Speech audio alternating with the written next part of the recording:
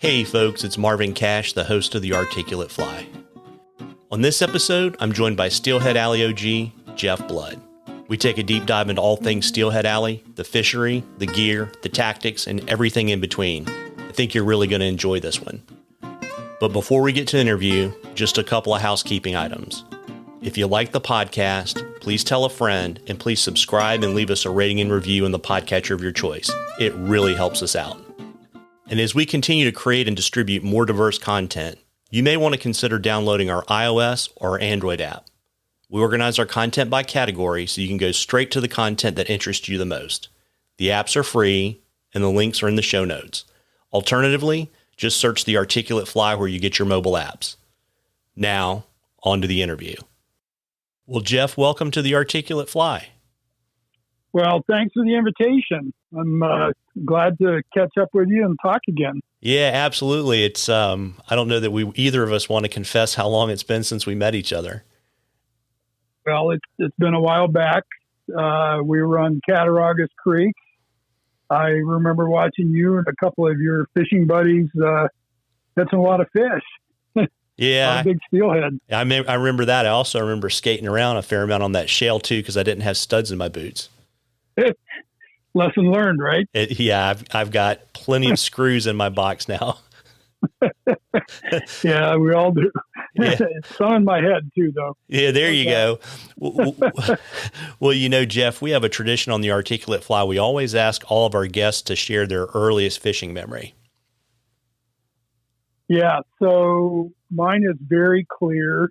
I grew up in Erie County on a little farm pond that was dug along Interstate 90 when they were building the highway. They used the dirt to build the pond, and it was stocked with bluegill, bass, bullheads. And my older brother, who was 15 years older than me, bought me a casting rod. It was a new fiberglass with a multi really bright colors, if you remember those. And my brother, 2 years older than me, was also fishing with a new rod. He was catching bluegills one after another. I couldn't catch them. And I finally hooked one that was a huge 3.5 inches. And rather than crank, I decided to sprint backwards and drag it out onto the bank. And I'm going to make a comment about that I was so thrilled to catch that fish.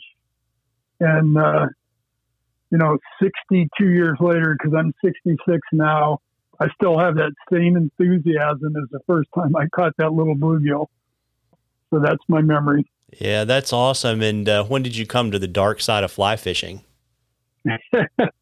Well, I had 4 older brothers.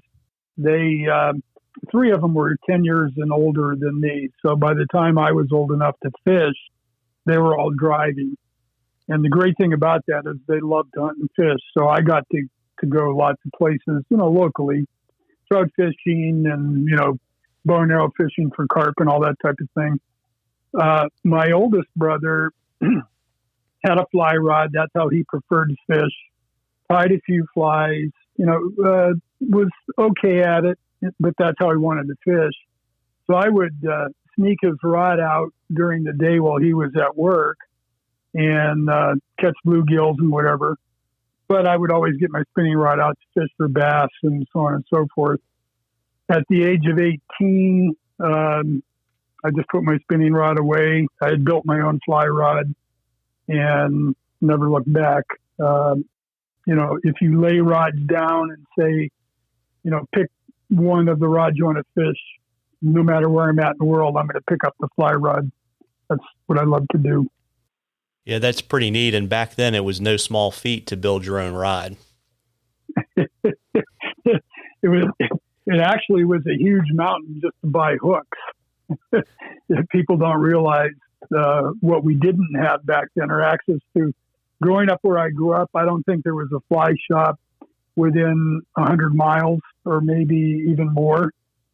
And the Herders catalog, if you remember Herders, they were out in South Dakota, was like the candy store of all things. And I would go in there and, have my wish list but never enough money to buy, what I needed. So it was a long, slow process developing as a fly fisherman. But, that was part of the intrigue. Yeah, it's funny you say that because, for all of us that kind of came of age before the internet, and also, too, quite honestly, everyone having a credit card is a relatively recent phenomenon. And so, I can just remember like asking my mom to write checks for very small amounts of money to mail somewhere to get something.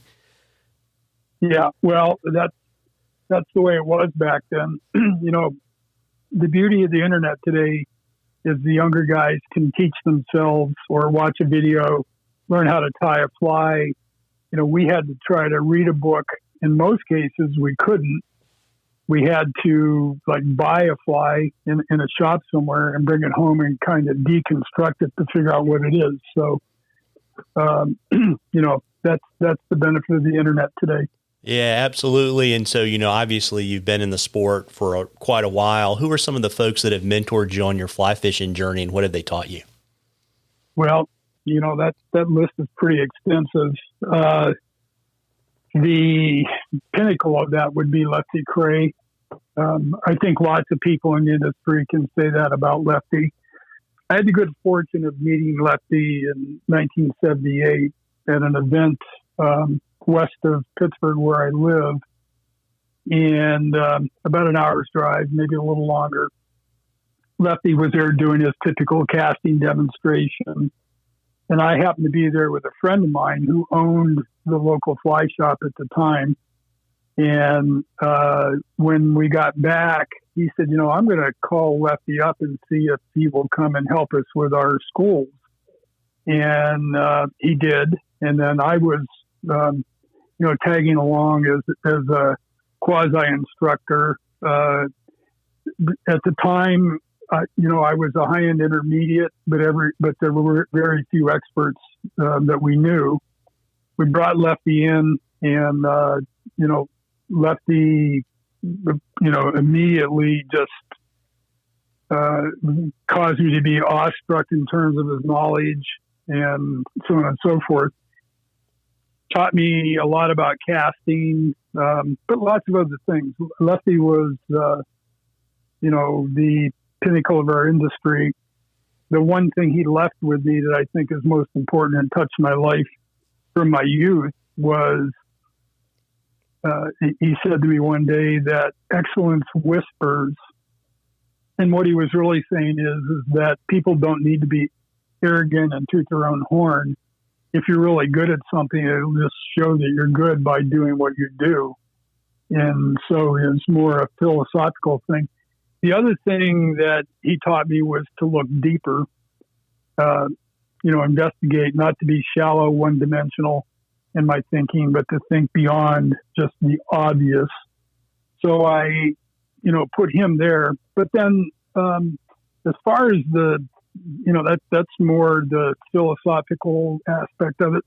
But a lot of the guides on the Bighorn River, I fished the Bighorn River the first time in 1982 and then went back out and we fished it with a guide out of George Anderson's fly shop because there were no fly shops in the area. I think the Bighorn Trout Shop opened up in 1985 and then Mike Craig's place shortly after. But I ended up guiding the river with Mike Craig, Jim Lowry, a guy they called Stretch, Brad Downey, and Clint Horsley. And between them, the collective knowledge of leader design, casting, fly tying, all those,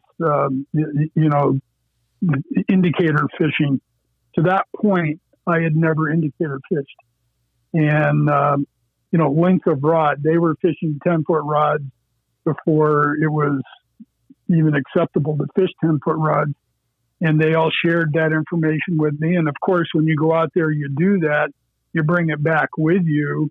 And then when you start having success, your friends around you start saying, hey, what are you doing? And you share with them. And that's kind of the viral or contagious aspect of learning in the market. Yeah, that's interesting too, because I mean, the Bighorn is a great classroom because it will absolutely humble you. It certainly humbled me many times. Well, I just came off the Bighorn last. What did we fish? Wednesday, Thursday, Friday. It was as good as I've ever seen it. The fish are extremely healthy. They're 17 to 20 inches. They're fat. They're strong. You can't fish below 4X. You really need to be fishing 3X. The problem is you also have to fish size 20s. And quite frankly, you can't thread the 3X through the size 20 eyelet. And so you had to go to 4X. And we hooked a lot of fish. We just didn't land that many. Yeah, very neat. Yeah, the last time I was there, we stayed at Cottonwood Camp, and it was when they were still working on the dam. So you could do that first float in probably 30 or 45 minutes if you didn't get out and wait a little bit. Yeah, well, that was 3 years ago they were working on the dam. They had it kind of messed up at the time. The trico hatch was really good because I fished it then also. But once the trico hatch was over, I mean, the river was dead. And I've never seen it that way. I fished it almost every year for 25 years, and then I took about 10 years off. And then, because the river went through, kind of a downturn. And then they came back. And then, so I decided to go out and fish. And never have I seen it that you can't put on a San Juan worm or a scud and catch fish. And you just couldn't. Nobody. I mean, it's one thing if it's not me doing it or, my boat, but there was nobody catching fish and nothing below 3 mile. So that's just, when they've got to do what they have to take care of the dam, it is what it is. And that's part of fishing, Yeah, I think that's the great life lesson is you can only take what the river's willing to give you, right? Yep, that's what you do. And so kind of coming back to the East Coast, you've been really fishing Steelhead Alley from the beginning. And, for those of us that don't really know what it was like before, there was an aggressive introduction of steelhead into the Great Lakes. Why don't you let folks know a little bit about the creation of the fishery and kind of how it's evolved over the years? Yeah, so sometime in the 50s, I was born in 1954. There was an article written called Steelhead Alley. I think it was in the Field and Stream. All of my older brothers talked about the article. They called it Steelhead Alley. In Pennsylvania, you were not allowed to fish in the streams until the first day of trout season, which was always the second Saturday. So if you know anything about steelhead, they're mostly running prior to that. So anything that was being caught was actually on the tail end of the run. And that's just the point I want to make to people because the fish were running sooner and some were spawning and going out and never really able to be fished to.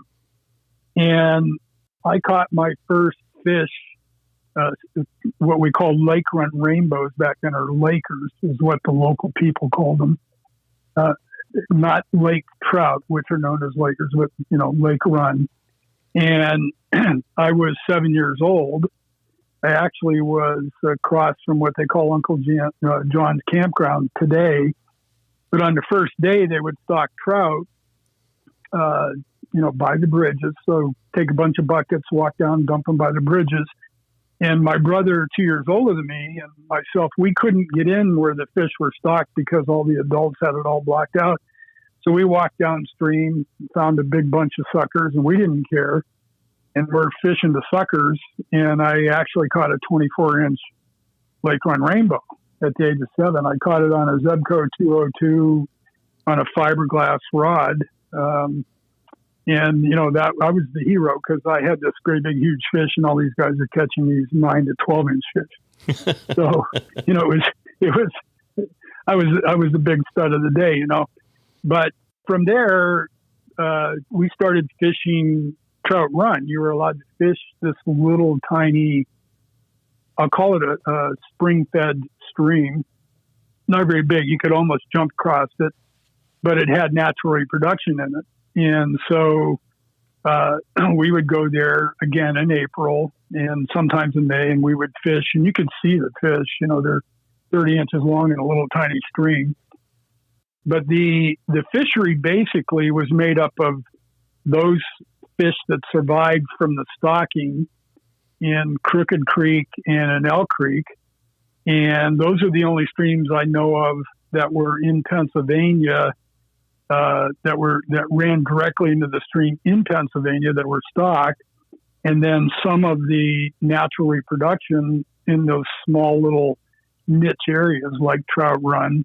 There's a little stream called Taylor Creek up off from the West Branch of Conneaut Creek that has natural reproduction.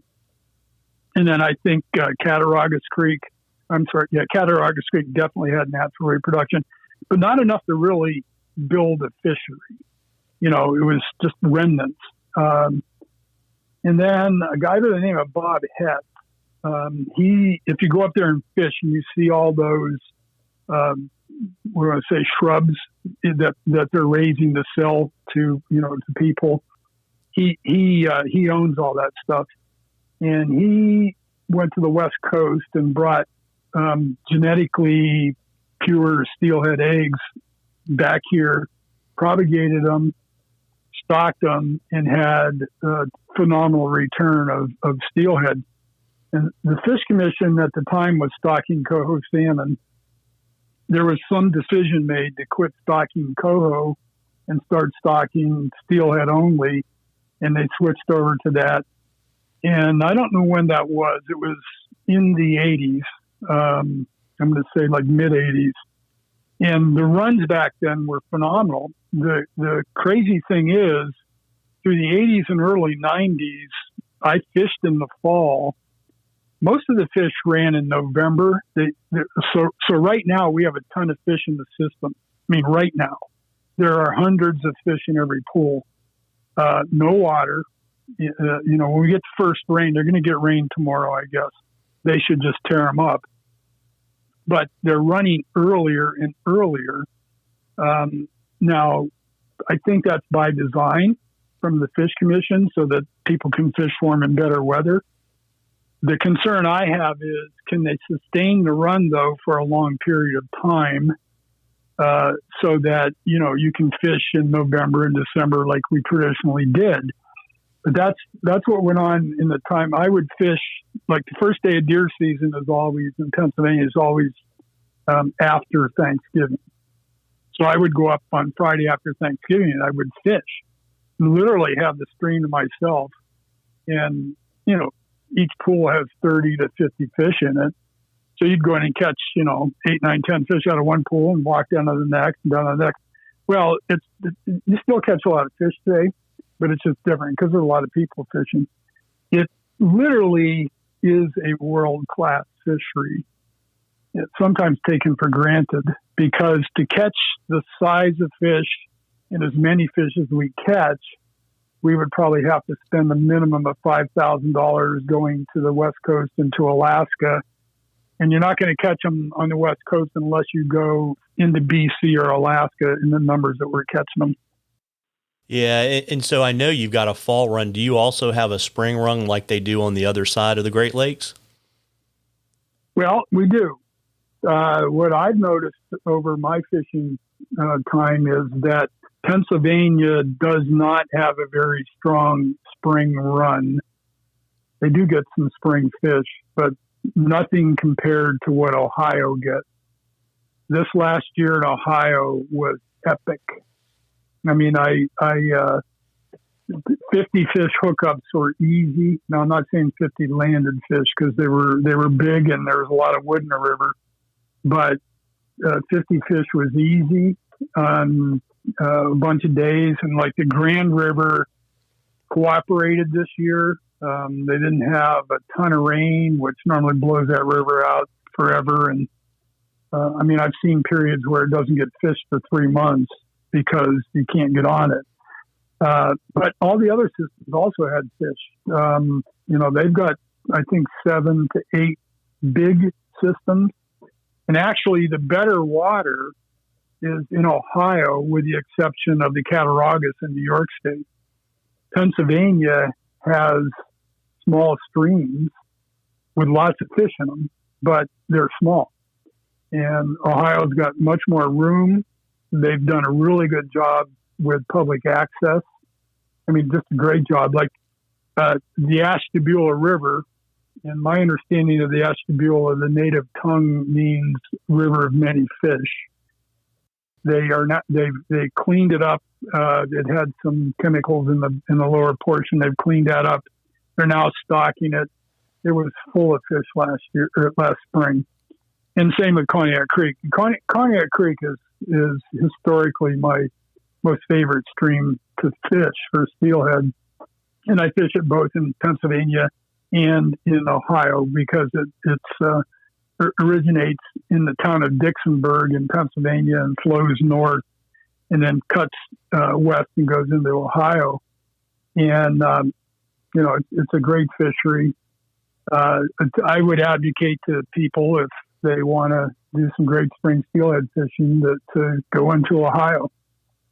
Yeah, and in terms of, are there differences kind of around the Great Lakes, say, the Pennsylvania, Ohio steelhead versus steelhead in Michigan and other parts of the Great Lakes, or are they all behave pretty much the same? Well, that's controversial, I guess. Way back when this program first started, and I mean, it caught on. They being the Fish Commission as well as some independent organizations brought various strains of West Coast steelhead. And so they had pure strains of the Skamania as an example, which is a long, slender fish. It's a summer run fish. In Indiana, that's their targeted fish is the Skamania. It's very aerodynamic. It'll jump, as many as 10 or 12 times. And, they had the what they call the New London strain in Ohio, and then the Manistee strain from Michigan. But I think what they've done is they've mongrelized all of those fish. And now they have a strain in Pennsylvania they call the Trout Run strain, because Trout Run is where the fish cultural station is that raises the small fish. And it's almost shameful in one sense that they didn't try to keep them pure. I think there's a little bit of it going on across the lake because that's all natural reproduction, and it only makes sense that if a certain fish runs with another fish that they match up and spawn, which is the concern I have. That our fish here are spawning earlier and earlier and earlier. And, we've got lots of fish right now. And when we have lots of fish, it's tremendous. But, there's a big harvest that goes on. And lots of people like to keep them for their eggs or keep them to eat or smoke. And, if you don't have more fish backfilling, then the quality of the fishing goes down because the numbers go down. And whereas in Ohio, they're getting more of a spring run. They do get a fall run, but they get more of a spring run of fish over there. So, I switched from Pennsylvania and New York in the fall and go mostly to Ohio. Now, Cognac Creek has both because Pennsylvania stocks on a road called Beaver Center Blacktop in the West Branch. And I think they put at least 50, I can't remember the number. It's over 50,000 and it could be as high as 75,000. And then Ohio stocks their strain of fish, which they get or have been getting. I don't know what's going on currently. Fish from Michigan. So it's that Manistee strain, which is a fall run fish. So the Manastees have a tendency to run later, like November, and versus the PA fish. So Cognac Creek's getting a slug of all of them. And, so you just need to know that to know when and where to go, I guess. Yeah, that's interesting. And, you were talking earlier about, I guess, trying to match up how many fish they're putting in versus how many fish people are harvesting. But, I know there have been some environmental and ecological challenges in Steelhead Alley. What are we looking at today? Well, we always want to think that invasive species are bad. I'm going to make a comment. Somewhere throughout history, everything's been invasive, and the question becomes, is it good or bad? So when I was, say 6, 8, 10 years old, my grandmother had a cottage right on the shore of the lake. And if you got a northeast wind, that churns the lake up really bad. And then when that settles out, the lake turns back to normally wind either out of the south or out of the west. And you have your lake clears up. But there would be this pasty, I don't even know how to explain it, muck for about anywhere between 20 to 40 feet from the beach that you would have to wade through, and it would be like putting Vaseline on your body. It was grayish green, made up of, I don't know what, dead seaweed and who knows. And it was awful. And today, the lake is as clean as you can have a lake be. You can see down to the bottom in 20 feet of water easily. The zebra mussel, I think, is what has done that, in the sense of, they're a filter, and they filter all that out and help clean it up. The other thing that's occurred is there's been an explosion in bait, and the amount of bait that is in the lake is mind-boggling. I mean, I've been out with a couple of charter guys. I don't really prefer to troll for anything. It just is, the skill is in the captain, and cranking in a walleye is like cranking in a shoe, but they eat well. Anyway, the fish finder would, we'd go over a school of bait, and it might be 3/4 of a mile long, and you just keep going and you can't get out of it, to the point where your lines, you can see that they're hitting the bait when you're bringing the lines through the bait. So that's really good, because there's a lot of food out there. Even though they estimate now there's 150 million walleye in the lake. Last year they estimated 60 million, and the year before that was 30 or 40 million, which is still a lot of fish, and it just keeps getting bigger on the walleye.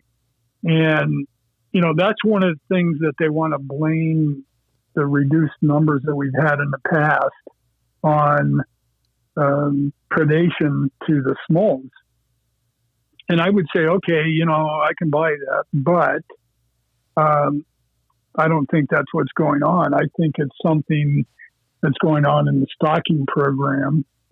And, the question I would have, if you and I ran this as a business, we would look to ourselves first and say, what are we doing, or what have we changed? And if we haven't done anything or changed anything, then we got to look outward, right?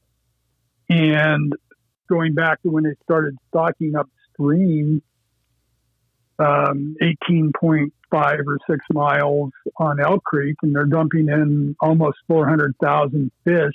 By the way, all in pretty much the same spot, which is kind of stupid. And I think there was just a lot of mortality with them, with the time of year they were stocking, and so on and so forth. And what that did is, the reason they did it, let me back up, was to try to keep the Pennsylvania fish from straying out of their system and going over into the Cattaraugus or going over into the Ohio system. But what I think they did overall was just to reduce the survival rate across the board in the lake, because Pennsylvania stocks the most fish. We stock over 1 million. Ohio does around 400,000, and I can't remember what New York is. Don't hold me to the exact numbers, but it's like 400,000. So, we're doing almost 3 times the fish with only 60 miles of shoreline. And, when we tinker with that stuff, we can actually mess it up. And, just trying to keep all the fish for ourselves, it's kind of stupid because, one, fishermen don't know state lines. We really don't. We go to where the fishing is. And the fish definitely don't know state lines. And, let nature do what nature does best and feed that. So, now this year looks to be like we're going to get really big returns. So then the question would be, 150 million walleye in the lake, and we're getting these really big returns, which would point to me to say it's not predation, because if it was, they've got the worst chance of surviving that they've ever had with all the walleye. Why are we getting really big returns, and what did you change? Or if they didn't change anything, then what went on in the lake? How do we determine that? Now, I'm going to say something in defense of our Pennsylvania Fish and Boat Commission. I wouldn't want their job because I do think they don't have the resources. I mean, they cry that all the time, but I think it's a tough job to ferret out with the resources that they have. And unlike other states, there's no state money that comes to them. Everything comes from licenses and a few other things that they do. I wish the state of Pennsylvania would actually fund some of this, and we would have, just better output. Yeah, interesting. Yeah, it's always, I don't know. It's I think fish and game everywhere, even if they're better funded than maybe they are in Pennsylvania, always have a challenge. Always. And somebody's always not happy. And I've said this to a lot of my friends. We have a tendency to bitch about things. And what I say to them, it's easy to bitch. It's really hard to come up with a solution. And so there's a time for you to quit bitching and start helping. And so that's what I'm trying to do now, is look at it and say, how can I help? Yeah, it's interesting you say that, because my tactic with the complainers is to always offer them a seat on whatever board or committee I'm involved with, and it usually takes care of the problem. Yeah. It's pretty much a cure-all for complaining.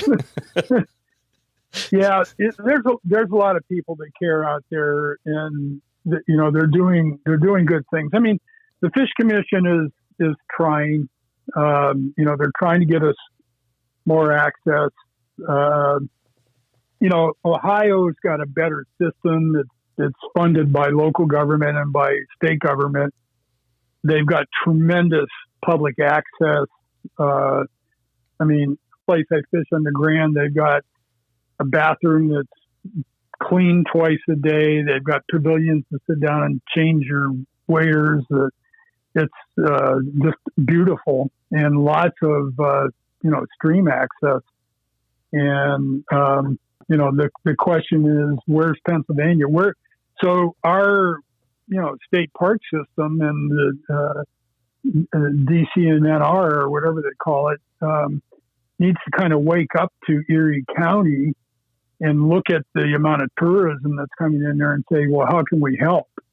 Because there's a lot of people coming up there to fish.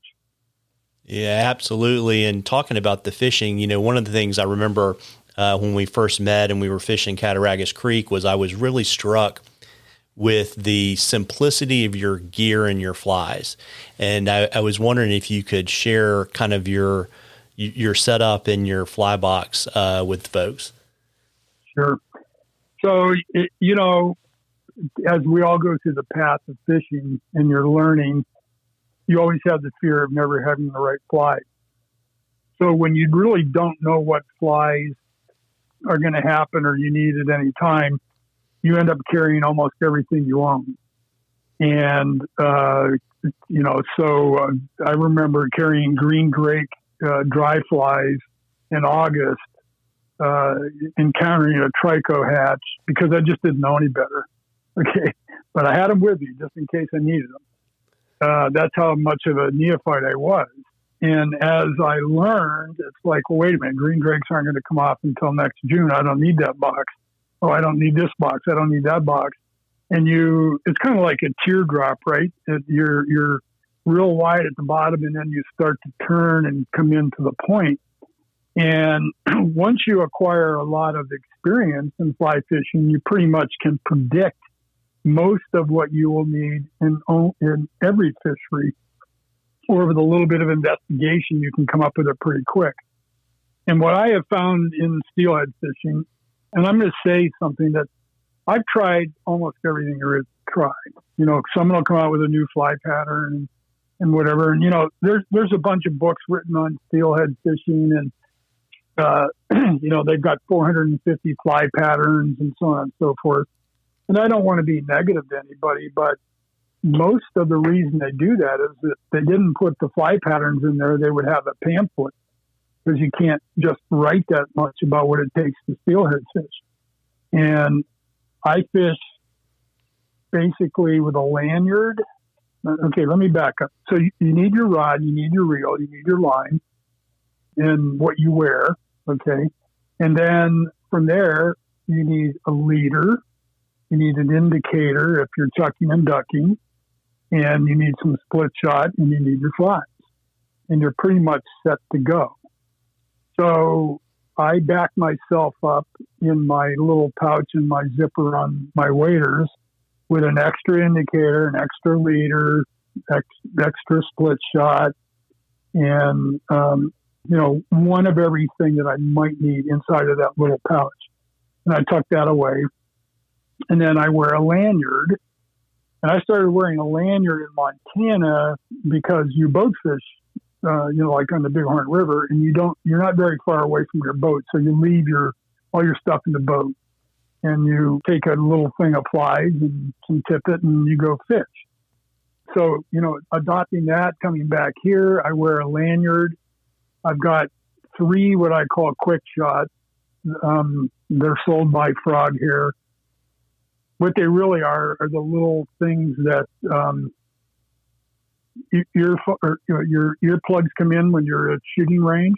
You know what I'm talking about? They look like a change purse. Yep. And I fill 3 sizes of split shot into that because I find, and by the way, I want to throw something up. I fish winged lead split shot. And I know that's controversial in 2 ways. I've had people tell me, well, winged split shot hang up on the bottom more. And I would say that's a figment of your imagination.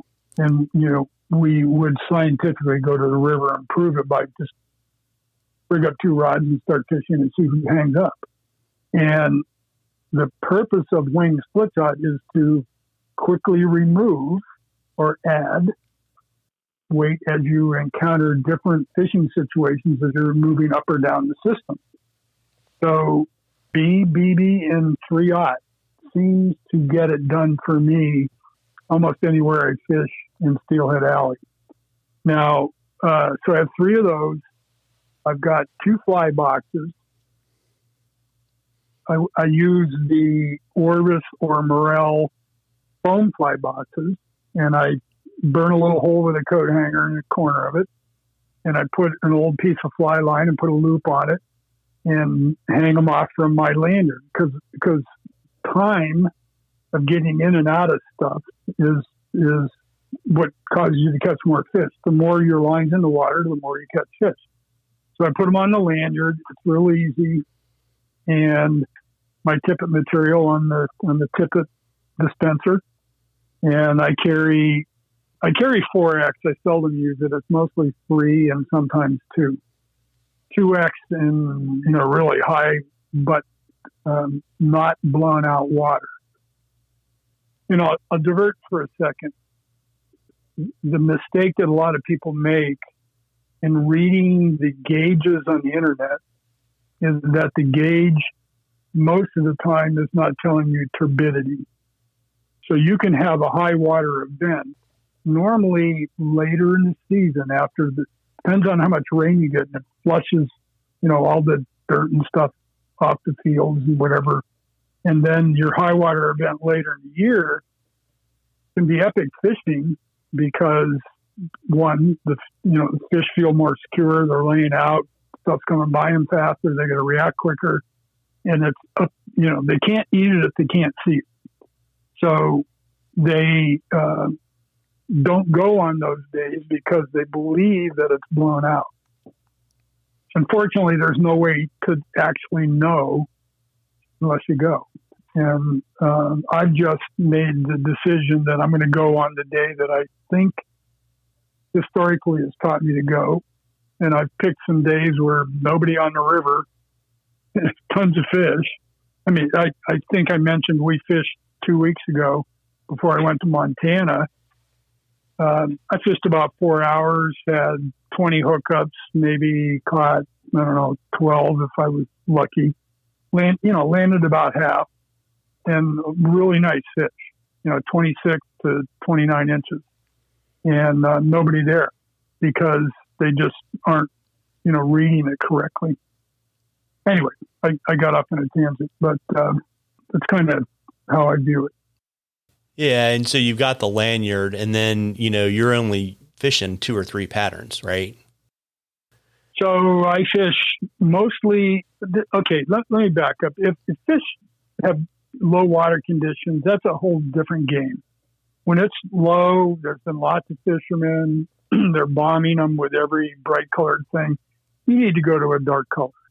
So you need to go to some nymphs, small stoneflies, hare's ears, stuff like that. You'll catch fish on that stuff.